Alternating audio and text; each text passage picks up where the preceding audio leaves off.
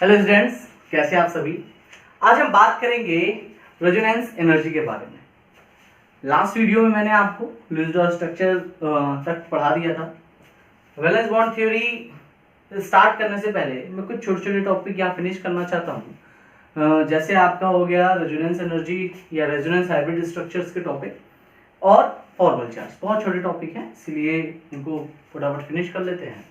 तो आज इस वीडियो में हम डिस्कस करेंगे रेजोनेंस एनर्जी और रेजोनेंट हाइब्रिड स्ट्रक्चर्स के बारे में। ठीक है, तो बेसिकली है क्या, इसको हम क्यों ना एक एग्जांपल के थ्रू समझें। चलिए, सबको पता है कि अगर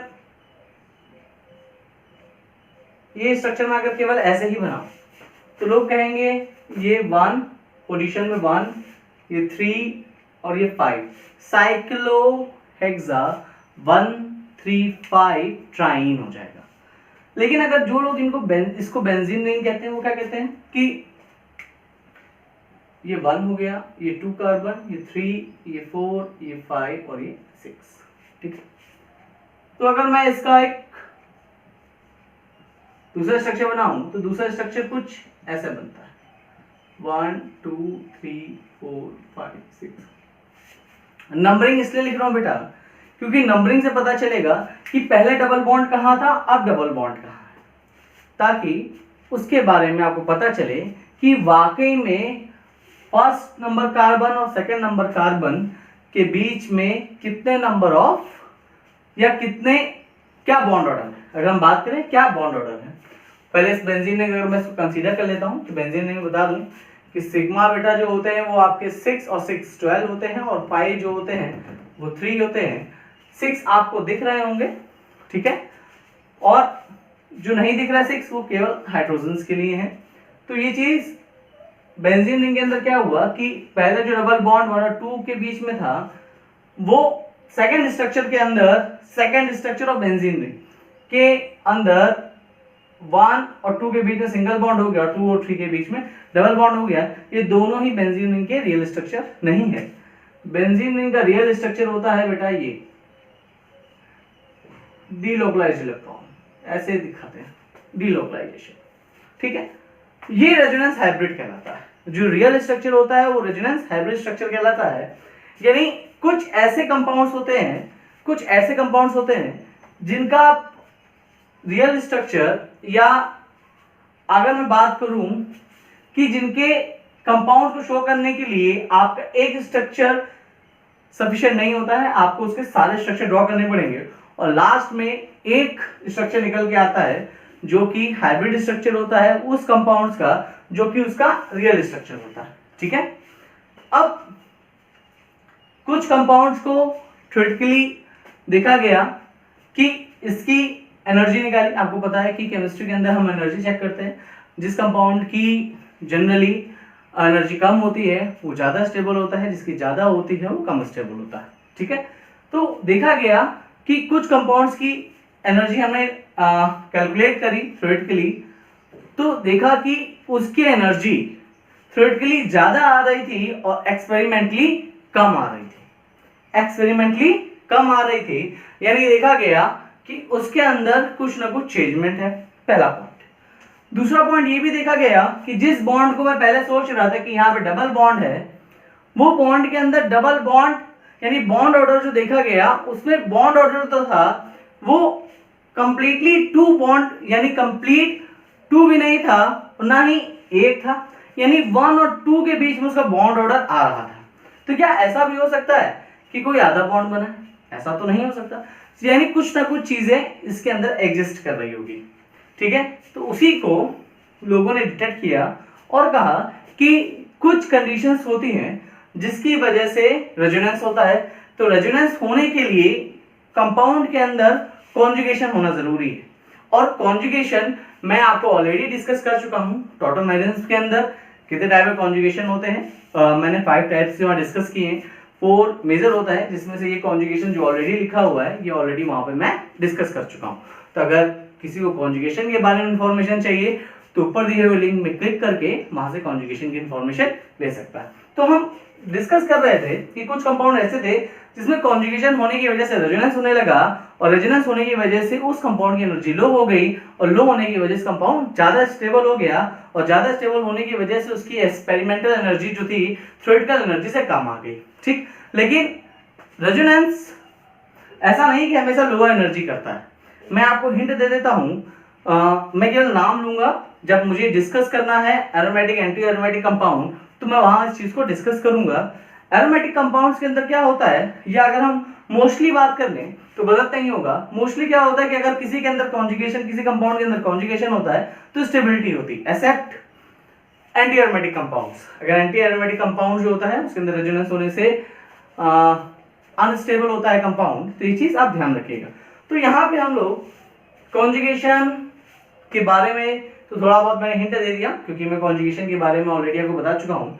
तो कॉन्जुगेशन के थ्रू देख सकते हैं। बेसिकली मैं आपको ये जो टॉपिक बता रहा हूँ, ये टॉपिक बॉन्ड ऑर्डर निकालने के लिए।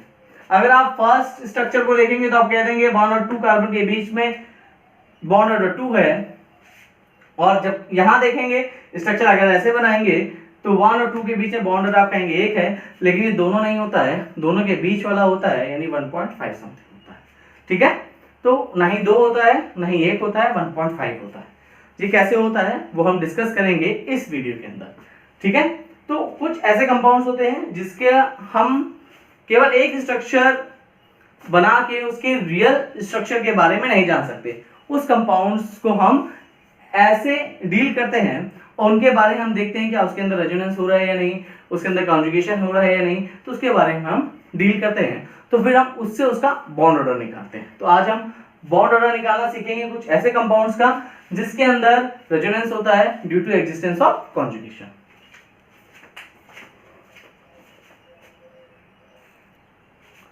तो जैसा कि मैंने अभी आपको बताया वैसा ही मैंने लिखा हुआ है, रेजोनेंस एनर्जी क्या है, net difference between theoretical energy and experimental energy of a particular resonating structure. ये एक रेजोनेटिंग स्ट्रक्चर है, ये एक रेजोनेटिंग स्ट्रक्चर है, ये रेजोनेंस हाइब्रिड स्ट्रक्चर है जो कि रियल स्ट्रक्चर होता है।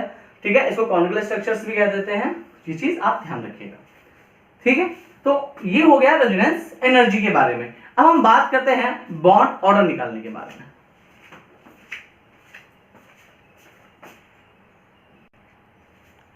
तो देखिए कंपाउंड का बॉन्ड ऑर्डर कैसे निकालेंगे, जिसमें इस टाइप की एक्टिविटी हो रही हो, मतलब एक से ज्यादा स्ट्रक्चर्स के थ्रू उसकी प्रॉपर्टी आपको निकालनी पड़ती है। ठीक है, जिसके अंदर कॉन्जुगेशन होता है और कॉन्जुगेशन के एक्सटेंडेड फॉर्म को ही आप रेजोनेंस होते हैं, यानी conjugation is a condition for happening of resonance. ठीक है, बॉन्ड ऑर्डर निकालने के लिए क्या करना पड़ेगा, total number of bonds between two atoms in A molecule divide by total number of resonating structure, total number of resonating structure. और मैंने आपको ओरली बता दिया कि रेजोनेंस हाइब्रिड रियल स्ट्रक्चर होता है, जो मैंने बताया बेंजीन का रियल स्ट्रक्चर ऐसे बताया जाता है, इसको थोड़ा डार्क कर दिया जाता है, यानी घूमते हुए इलेक्ट्रॉनिक क्लाउड को दिखा दिया जाता है। तो कुछ ऐसे कंपाउंड्स होते हैं, मैं फिर से रिपीट कर रहा हूँ, कुछ ऐसे कंपाउंड्स होते हैं जिसका स्ट्रक्चर आप एक स्ट्रक्चर ड्रॉ करके नहीं बता सकते, उसके आपको इससे ज्यादा स्ट्रक्चर ड्रॉ करने पड़ेंगे, और रिजल्टेंट जो होगा उसका एवरेज कह लीजिए, एक तरीके का एक एवरेज तरीके का आता है, वो उसका रेजोनेंट हाइब्रिड स्ट्रक्चर कहलाता है। उसकी प्रॉपर्टी उस रेजोनेंस हाइब्रिड स्ट्रक्चर के थ्रू आप पता कर सकते हैं। ठीक है, तो हम अब बात करेंगे कुछ कंपाउंड्स को लेकर, जिसमें कि जो मैंने ऑलरेडी बना चुका हूं उसी को पहले देख लेते हैं, क्योंकि बहुत इजी है और मैं इसको एज ए बेंजीन ट्रीट कर रहा हूं। ये बेंजीन है, तो ये मैं इसके इलेक्ट्रॉनिक क्लाउड को घुमा के दिखा सकता हूँ। ये बेंजीन रिंग है, ये बेंजीन रिंग के कंपाउंड्स में आपसे डिस्कस कर रहा हूँ। ठीक है, तो बात कर लेते हैं बॉन्ड ऑर्डर निकालने के बारे में। तो पहले मैंने आपको सिंपल बता दिया, बेंजीन रिंग में नॉर्मली बच्चे लोग गलती कर देते हैं कि सिग्मा कितने हैं और पाई कितने हैं। तो पाई बेटा 3 ही रहते हैं, सिग्मा 12 होते हैं, 6 आपको दिख रहा है। मैं साइन ही बना देता हूँ ताकि कुछ बच्चों के लिए हेल्प हो जाए जिनको इससे प्रॉब्लम होती है। मैं बेंजीन बना रहा हूँ इसीलिए H H H H H, या इसका एक इक्विवेलेंट या कॉनिकल स्ट्रक्चर बना देता हूँ तो आपको क्लियर पता चल जाएगा कि ये 6 सिग्मा बॉन्ड ये हो गए। दो एलिमेंट के बीच में बेटा अगर सिंगल बॉन्ड होता है उसको एक सिग्मा बॉन्ड कहते हैं, ठीक है। यानी सिग्मा बॉन्ड जो होता है फ्रेमवर्क होता है, किसी भी स्केलेटन का सिग्मा बॉन्ड जो होता है फ्रेमवर्क होता है, उसके बाद ही पाई बॉन्ड फॉर्म हो सकता है। अगर किसी दो एलिमेंट के बीच में सिग्मा नहीं बनेगा तो पाई बन ही नहीं सकता, ठीक है। तो ये चीज ध्यान रखिएगा। तो ये सिग्मा फ्रेमवर्क है, 1 2 3 4 5 6 सिग्मा हो गए और 6 सिग्मा ये हो गए, तो टोटल 6 सिग्मा और 3 पाई, ठीक है। तो ये मैंने स्ट्रक्चर ड्रॉ कर दिया।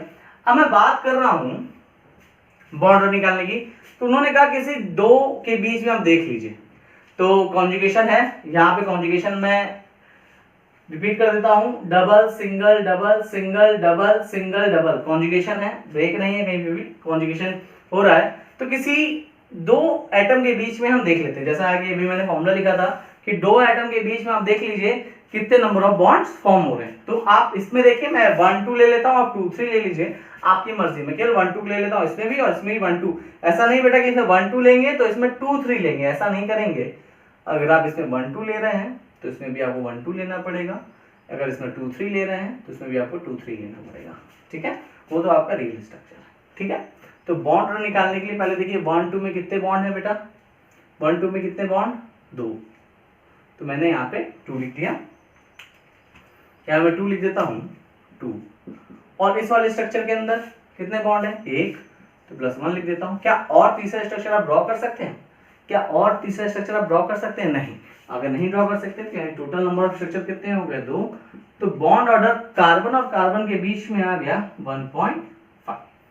ये बात समझ में आई। तो बॉन्ड ऑर्डर जो आया 1.5 आया, कौन से कंपाउंड्स का, जो जिसके अंदर रेजोनेंस होता है, ठीक है, जिनका हम रियल स्ट्रक्चर उसके रेजोनेंस हाइब्रिड स्ट्रक्चर को उसका रियल स्ट्रक्चर या एक्चुअल स्ट्रक्चर कहते हैं।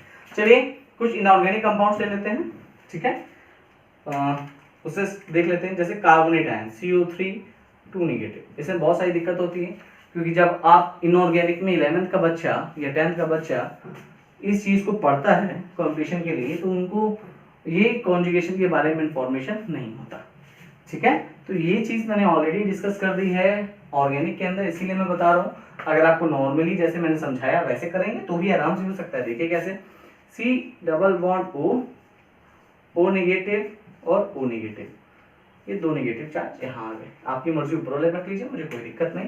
पर बॉन्ड ये ऑक्सीजन नंबर 1, ये 2 और ये 3, मैंने तीनों ऑक्सीजन को अलग अलग नंबरिंग दे दी बेटा। अब इसका कॉनिकल स्ट्रक्चर नया स्ट्रक्चर बना रहा हूँ, तो मैं ये 1 दे दिया और कार्बन को मैं दे देता हूँ 4 दे देता हूँ। चलिए 4 दे दिया, तो मैं केवल 1 4 के बीच में बॉन्डिंग चेक करूंगा। तो पहले स्ट्रक्चर में 1 4 के बीच में डबल बॉन्ड था। अब मैं ऐसा करता हूँ कि इस बॉन्ड को यहाँ से ब्रेक कर देता हूँ। देखो मैं थोड़ा सा, आप देखिए मैं थोड़ा सा आपको आइडिया दे देता हूँ। मैंने ब्रेक किया तो कौन ज्यादा इलेक्ट्रोनेगेटिव बेटा, कार्बन। तो यानी अगर एक बॉन्ड टूटेगा तो हेटेरोलेटिकली अगर बॉन्ड क्लीवेज होता है तो नेगेटिव आएगा और पॉजिटिव आएगा। तो आपको पता है लेफ्ट टू राइट जाने पे इन अ रो आपकी इलेक्ट्रोनेगेटिविटी इंक्रीज होती है पीरियोडिक टेबल के अंदर। और इलेक्ट्रोनेगेटिविटी एलिमेंट, अगर कोई इलेक्ट्रोनेगेटिव एलिमेंट ज्यादा होगा उसके पास टेंडेंसी ज्यादा होती है नेगेटिव चार्ज को होल्ड करने की।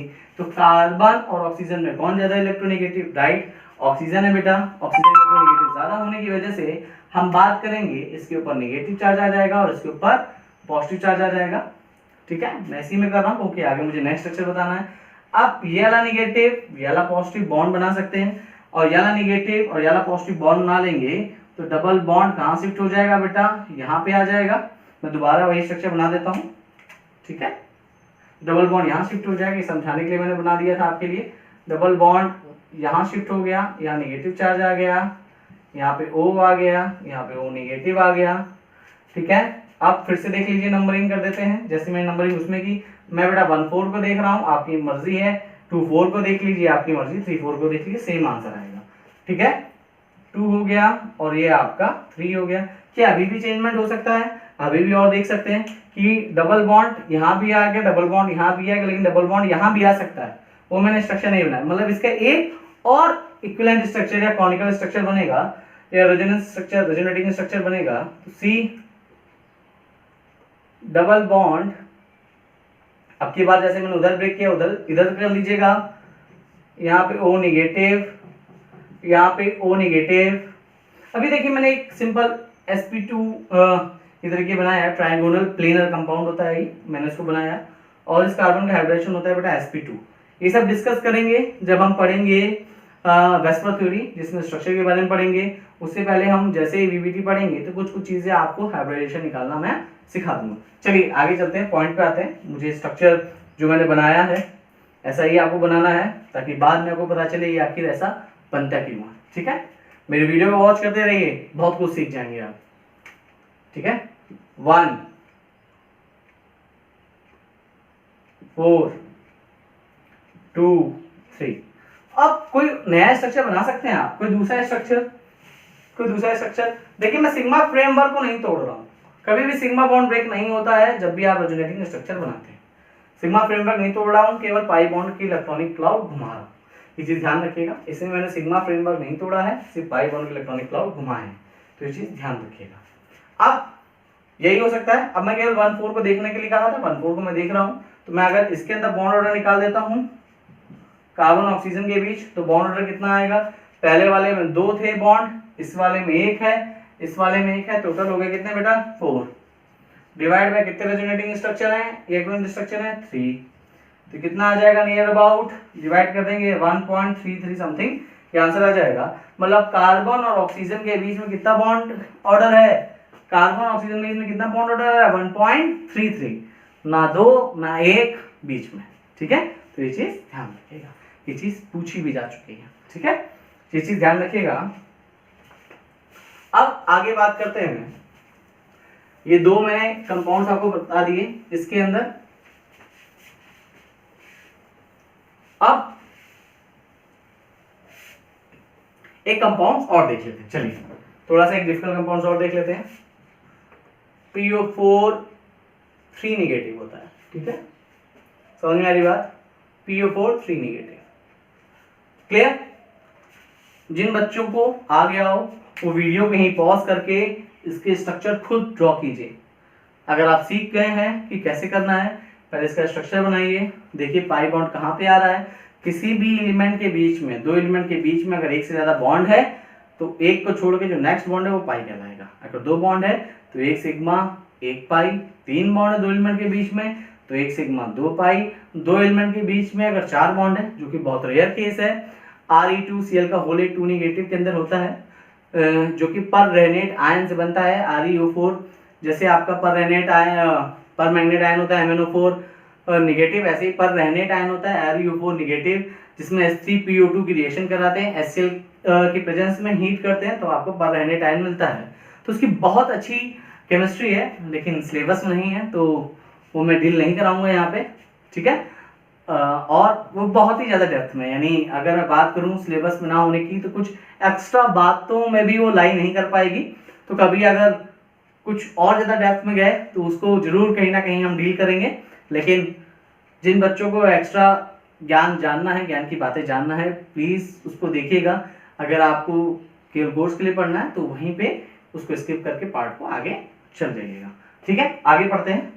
जिन बच्चों को 2 स्ट्रक्चर के थ्रू आइडिया लग गया है कि वो बना सकते हैं, वीडियो पॉज करके इसका स्ट्रक्चर खुद ड्रॉ कीजिए। ठीक है, और एक सल्फेट आयन का भी होता है, इसका भी स्ट्रक्चर दिक्कत करता है तो इसका भी ड्रॉ कीजिए। मैं दोनों बना देता हूं, लेकिन जिन बच्चों को आता है वीडियो पॉज करके आगे अपने आप कीजिए, फिर वीडियो को देखिए। ठीक है, चलिए पहले मैं इसका स्ट्रक्चर ड्रॉ कर लेता हूँ। P डबल बॉन्ड O मुझे आता है इसीलिए मैं तेज ड्रॉ कर रहा हूँ। O नेगेटिव, मैं फिर से वही काम करूंगा, नेम नंबरिंग दे दूंगा 1 2 3 4 5। ठीक है, अब फिर से फटाफट स्ट्रक्चर कॉन्जुगेट स्ट्रक्चर के बीच में डबल एरो का साइन आता है, तो इस चीज ध्यान रखिएगा, मैं डबल एरो बना रहा हूँ।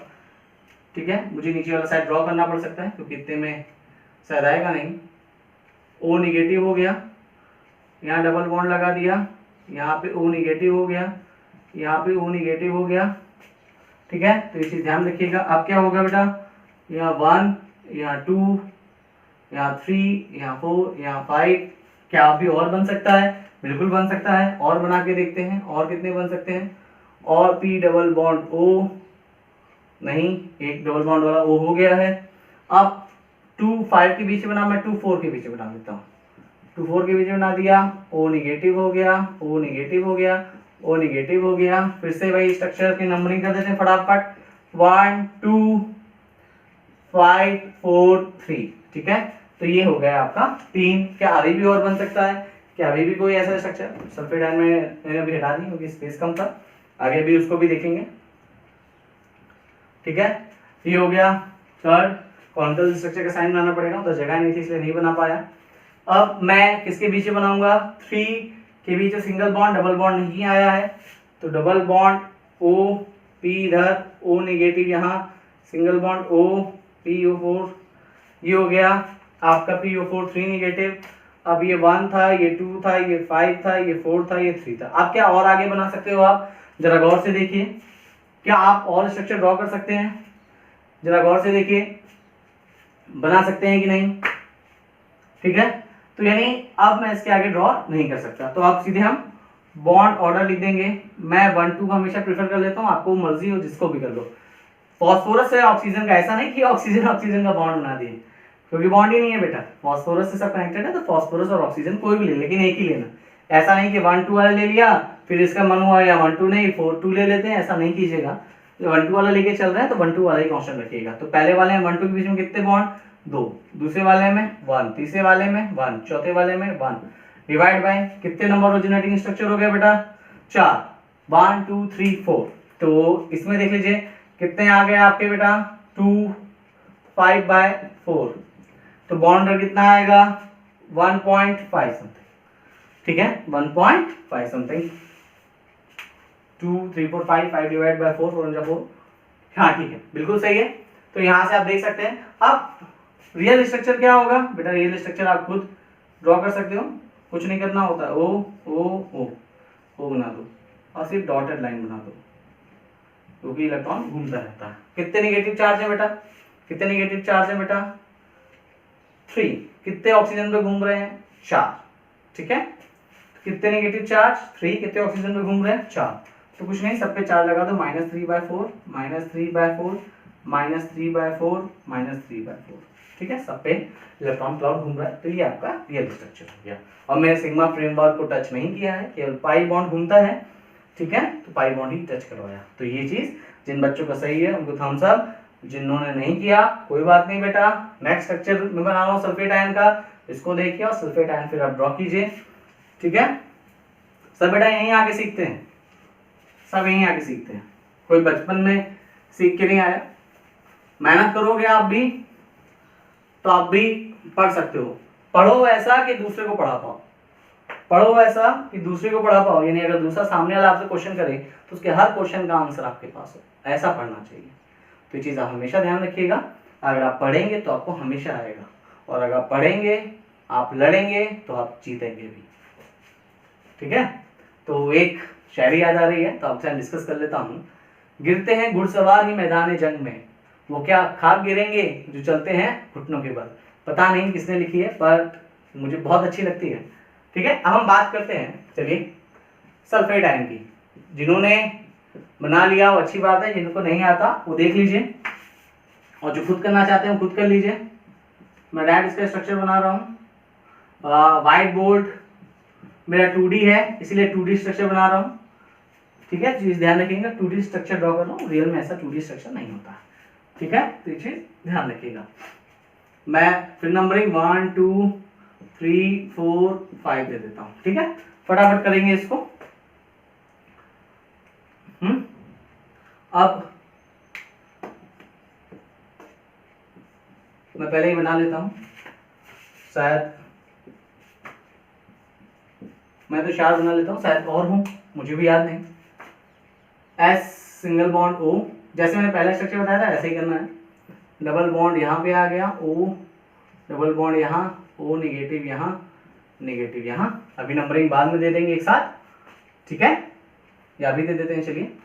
तो ये हो गया आपका 1, ये हो गया आपका 2, ये हो गया आपका 3, ये हो गया आपका 4, ये हो गया आपका 5, ठीक है। तो पहले 2 और 3 के बीच में नहीं था, 2 और 3 के बीच में आ गया, पहले 1 और 2 के बीच में था। अब ऐसा करते हैं कि कितनों के बीच में कर लेते हैं, 2 बॉन्ड होंगे। एक बॉन्ड आपका 1 और 2 के बीच में था, ये हो गया बेटा 2 और 3 के बीच में डबल बॉन्ड हो गया और 2 और 4 के बीच में हो गया। अब ऐसा करते हैं कि 2 और 3 के बीच में रहने देते हैं और 2 और 5 के बीच में, 2 और 4 के बीच में रहने देते हैं, ये ऑलरेडी हो चुका है।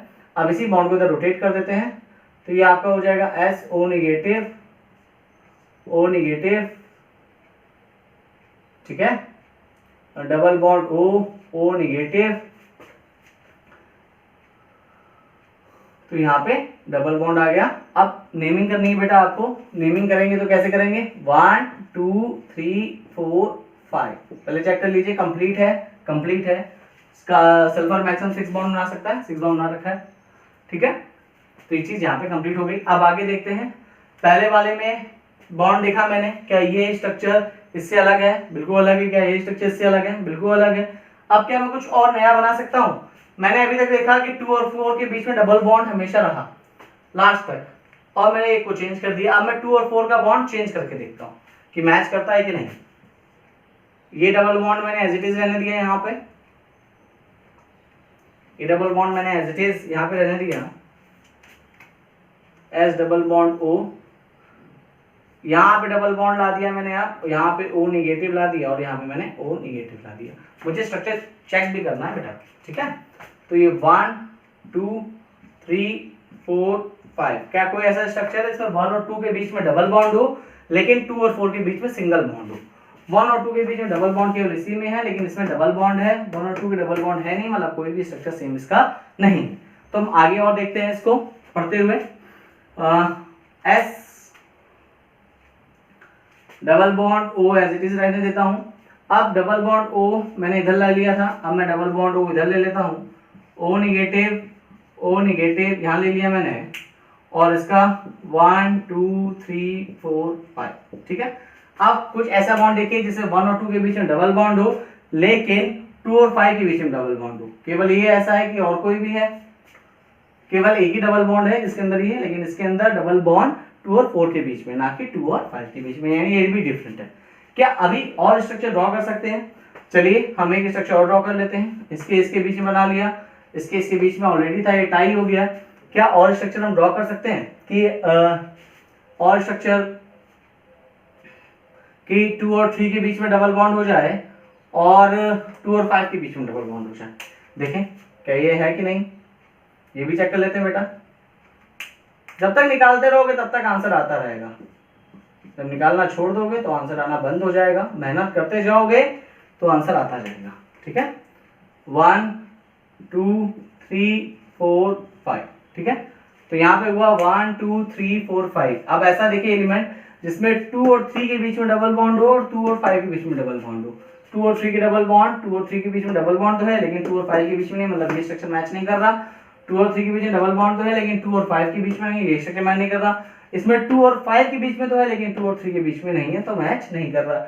अब फिर से देखते हैं, क्या ऐसा कोई स्ट्रक्चर है कि 2 और 5 के बीच में हो और 2 और 4 के बीच में हो, 2 और 5 के बीच में और 2 और 4 के बीच में हो? यहाँ पे लाई कर गया, ठीक है, समझ में आ रही हो आप? अब देखते हैं और कोई स्ट्रक्चर, क्या कुछ और बन सकता है? क्या कुछ और, ये डबल बॉन्ड यहाँ, डबल बॉन्ड यहाँ, क्या कोई ऐसा स्ट्रक्चर है जिसके अंदर यहाँ पे डबल बॉन्ड हो और यहाँ पे डबल बॉन्ड हो? देखिए बिल्कुल है, 2 और 4 वाला और 2 और 5 वाला। क्या कोई ऐसा स्ट्रक्चर है जो 1 और 2 के बीच में डबल बॉन्ड शो करे और 2 और 5 के बीच में डबल बॉन्ड शो करे? ये है, ये भी टाई हो गया, मतलब मैं नया नहीं बना सकता क्योंकि ऑलरेडी मैंने बना दिया। तो क्या अब इतना ही होगा? चलिए देखते हैं बॉन्ड ऑर्डर कितना आता है, ठीक है। बॉन्ड ऑर्डर कितना आता है देखते हैं। बॉन्ड ऑर्डर 2 3 4 5 6 7 8 9, 9 डिवाइड बाय 6, ठीक है। इसको करेंगे तो कितना हो जाएगा? 3/2, और 3/2 का मतलब कितना हो गया? 1.5।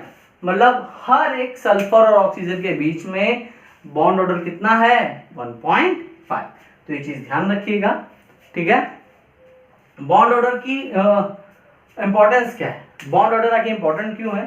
तो बॉन्ड ऑर्डर में जितना होगा, यानी अगर मान लीजिए किसी से आप शेक हैंड कर रहे हो सिंगल हैंड से और किसी से आप शेक हैंड कर रहे हो ऐसे डबल हैंड से क्रॉस करके, तो बताइए स्ट्रेंथ किसकी हो गई ज़्यादा, स्ट्रेंथ डबल वाले की ज़्यादा होगी, आपको उसको ब्रेक करने में ज़्यादा ताकत लगानी होगी। जैसे बचपन में आप लोगों ने भी शायद स्टोरी सुनी हो, मैं तो सुनी है भाई, अब हो सकता है कि आप लोग ना सुनी हो, कि एक सिंगल लकड़ी को तोड़ना इजी होता है कंपैरेटिवली एक बंडल ऑफ वुड्स को तोड़ने के लिए, स्टिक्स को तोड़ने के लिए। तो वैसे ही अगर काफ़ी ज़्यादा नंबर ऑफ बॉन्ड्स होंगे तो उसको ब्रेक करने के लिए ज़्यादा एनर्जी चाहिए। ये मीन्स कि अगर बॉन्ड ऑर्डर बढ़ता है, किसी दो एलिमेंट के बीच में अगर बॉन्ड ऑर्डर बढ़ता है तो इसका मतलब उसके अंदर बॉन्ड स्ट्रेंथ बढ़ रही है, और बॉन्ड स्ट्रेंथ बढ़ रही है मतलब उसकी स्टेबिलिटी भी कर रही है, बढ़ रही है, और स्टेबिलिटी कर बढ़ रही है मतलब उसकी एनर्जी क्या हो रही है, लो हो रही है। लो हो रही है तो बॉन्ड लेंथ क्या हो रही है, कम हो रही है। तो ये चीज़ आप ध्यान रखिएगा, ठीक है। तो यहाँ पे मैंने आपको most of the topic cover कर दिया। अब मैं केवल एक फॉर्मूला जो मैंने बोला वो आपको लिखवा देता हूँ। उसके बाद कुछ ऐसी चीज़ें होंगी जो आप खुद भी समझ सकते हो, और नॉर्मली मैंने स्टार्टिंग में उसके पॉइंट्स के बारे में बातचीत कर ली थी। चलिए, bond order is inversely proportional to bond length. आपको पता है भाई, बॉन्ड ऑर्डर बढ़ेगा तो बॉन्ड लेंथ तो कम होगी। किसी से शेक हैंड कर रहे हो ऐसे करके, और ऐसे करके डबल हैंड से करोगे तो क्या होगा, लेंथ कम होगी ना उसके बीच में, आप दूर तक नहीं जा सकते। तो बॉन्ड ऑर्डर अगर बढ़ेगा तो बॉन्ड लेंथ कम होगी, और बॉन्ड ऑर्डर बढ़ेगा तो मतलब बॉन्ड स्ट्रेंथ बढ़ेगी, बॉन्ड स्ट्रेंथ बढ़ेगी। और अगर बॉन्ड स्ट्रेंथ बढ़ेगी तो स्टेबिलिटी बढ़ेगी। अगर स्टेबिलिटी बढ़ेगी तो क्या होगा, एनर्जी कम होगी, ठीक है। और एनर्जी कम होगी तो आपको पता है stability inversely proportional generally energy. तो एक ऑर्डर हो गया। अब कुछ रेजोनेंस स्ट्रक्चर बनाने के रूल होते हैं, कुछ रेजोनेंस स्ट्रक्चर बनाने के रूल होते हैं। मैं आपको वर्बली बता देता हूं, ठीक है, कि वो रेजोनेटिंग स्ट्रक्चर ज्यादा स्टेबल होगा जिसमें कोई चार्ज ना हो। फॉर एग्जांपल, मैं एग्जांपल ले लेता हूं,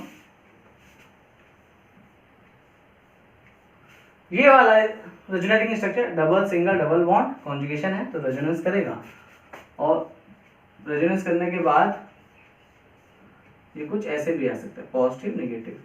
तो ये रेजोनेटिंग स्ट्रक्चर इस वाले स्ट्रक्चर से ज्यादा स्टेबल है, क्योंकि रियल स्ट्रक्चर जो आपका होगा वो आपका ये होगा, इलेक्ट्रॉन ऐसे घूमते जाएंगे, ठीक है। तो ये चीज ध्यान रखिएगा, क्योंकि इसके ऊपर चार्ज नहीं है, ये चार्ज वाला है, तो इससे अनचार्ज वाला ज्यादा स्टेबल होगा, पहली कंडीशन। दूसरी बात कि अनचार्ज वाला हो गया, अगर मान लीजिए नेगेटिव चार्ज आ रहा है, अगर नेगेटिव चार्ज आ रहा है कंपाउंड के अंदर, तो मोर इलेक्ट्रोनेगेटिव एलिमेंट के ऊपर वो नेगेटिव चार्ज ज्यादा स्टेबल होगा, वो नेगेटिव चार्ज ज्यादा स्टेबल होगा। ये तो मैंने आपको ऑलरेडी बता दिया कि अगर यहाँ पे एंड हो रहा है तो सी डबल बॉन्ड सी है, और अगर आपको नहीं पता तो इसको हम लोग पढ़ लेते हैं, ओ नेगेटिव और ये यहाँ पे एच।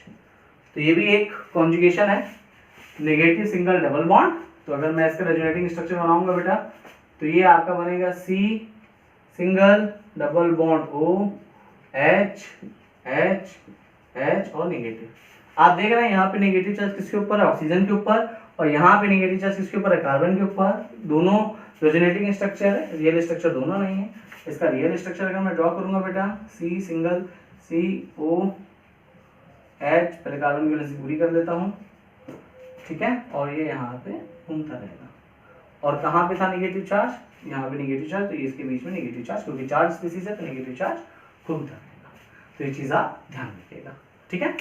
तो अगर कहीं चार्ज आ रहा है नेगेटिव चार्ज, तो मोर इलेक्ट्रोनेगेटिव एटम पे जाएगा, क्योंकि मोर इलेक्ट्रोनेगेटिव एटम की प्रॉपर्टी होती है कि नेगेटिव चार्ज को होल्ड करने की टेंडेंसी उनकी ज्यादा होती है। पॉजिटिव चार्ज होगा तो क्या होगा, वो लेस इलेक्ट्रोनेगेटिव एलिमेंट पे जाएगा, या इलेक्ट्रो पॉजिटिव एलिमेंट पे जाके ज्यादा स्टेबल रहेगा, इलेक्ट्रो नेगेटिव एलिमेंट पे ज्यादा स्टेबल नहीं जाएगा। तो ये कुछ कंडीशंस थी जो मैंने आपको बताई, अगर रेजोनेटिंग स्ट्रक्चर्स के अंदर चीजें ये होती हैं तो इसके बाद हम पढ़ेंगे फॉर्मल चार्ज के बारे में। And if you like my content, please like and subscribe my channel. मिलते हैं नेक्स्ट वीडियो में फॉर्मल